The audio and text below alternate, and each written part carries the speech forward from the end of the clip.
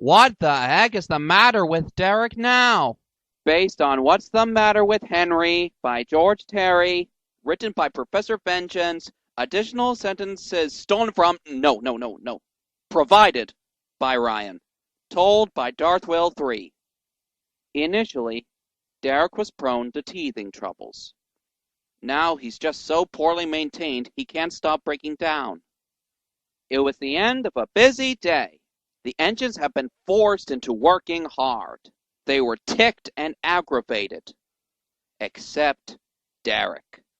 He was feeling ill. That may not sound important, but given that he can't go a couple of hours without breaking down, he was feeling really ill.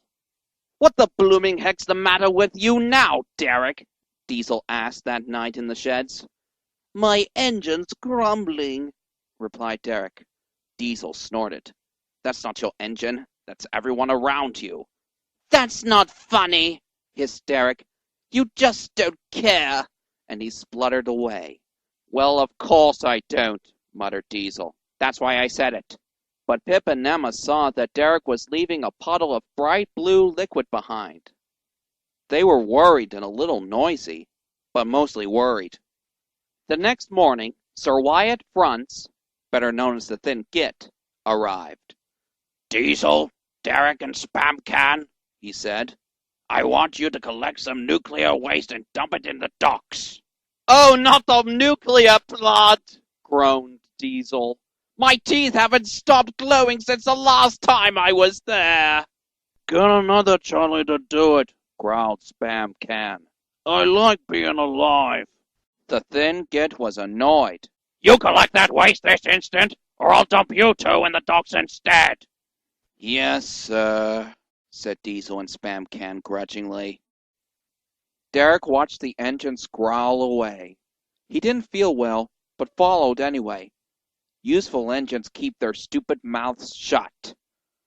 He was leaving his strange liquid everywhere as he coughed towards the nuclear plant.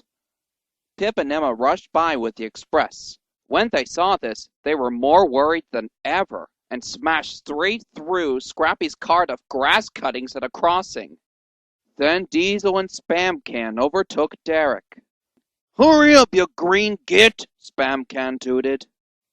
I can't go any faster, Derek coughed miserably. You're just being a big hypocrite. No, I mean hippopotamus. No, that's not right either. Oh, you're always sick, snapped Diesel.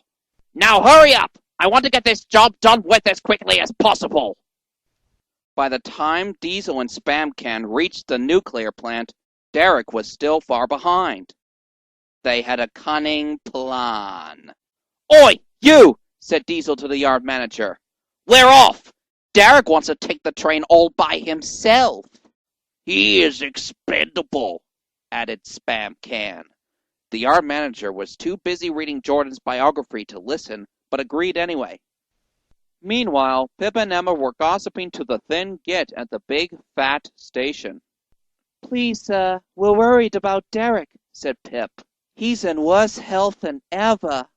And he keeps leaving this blue gunk everywhere, added Emma. It's really icky. Derek's ill. Why am I not surprised? Groaned the Thin Git. All right, how long's this illness lasted? 2 days, said the twins together.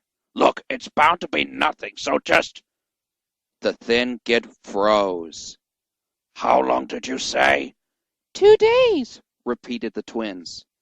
The Thin Git went very pale. Oh, my Lord! Derek was at the chemical plant 2 days ago. That stupid bugger must have refueled at the refuse pump. He's a walking chemical bomb. But Derek's pulling nuclear waste today, cried Emma. If Derek goes off, he could cause a meltdown, exclaimed Pip. Well, don't just stand there, wailed the Thin Git. Go and check on him now! By the time Derek reached the nuclear plant, Diesel and Spamcan had already left. Waiting for him was a long line of rusty tankers and flimsy lead-lined vans. Why did Diesel and Spamcan leave me so many freight cars? moaned Derek. They know I'm not feeling well. Which is why they left you so many cars, groaned his driver. We'll still have to take them.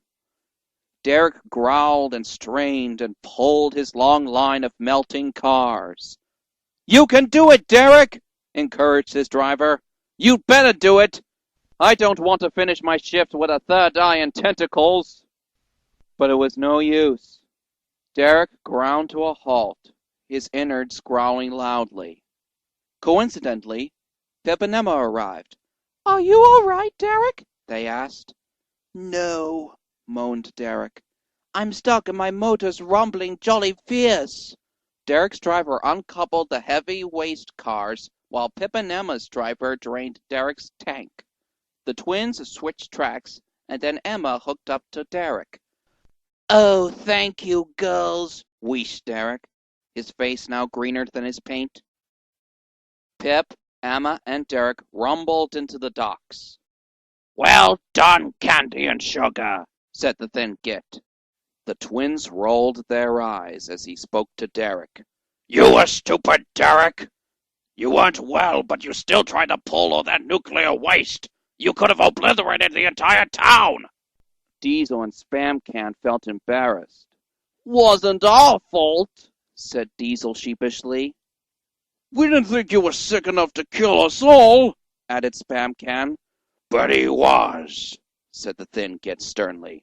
And no town means no people, which means no idiots to exploit, which means no money for me. So go back and collect that nuclear waste straight away. Yes, sir, grumbled Diesel and Spamcan. Soon Derek was thoroughly cleaned and back at work. You looking so much better, said Pip when he returned. The peak of health, added Emma. Well, they've mended my tank, my brakes, my controls, my squeaky wheels, said Derek proudly. I've never felt better. Bang! Smoke began pouring out of Derek's vents. Maybe the thin git shouldn't have imported his new parts from Iran, commented Emma. Probably not, added Pip. Poor Derek.